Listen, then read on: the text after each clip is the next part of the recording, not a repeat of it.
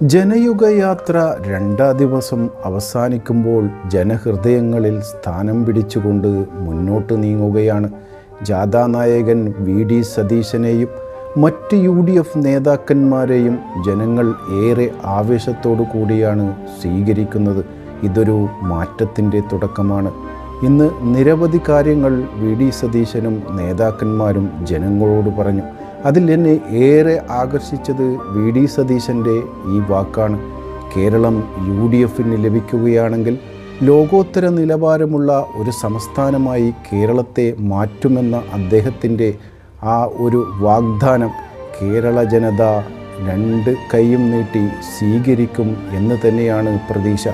നമുക്ക് മാറണം, ഇവിടെ തൊഴിലവസരങ്ങൾ ഉണ്ടാവണം, നല്ല വിദ്യാഭ്യാസ സൗകര്യമുണ്ടാകണം, നല്ല ചികിത്സാ സൗകര്യമുണ്ടാകണം, പാവപ്പെട്ട ജനങ്ങൾക്ക് ജീവിക്കാനുള്ള സൗകര്യമുണ്ടാകണം.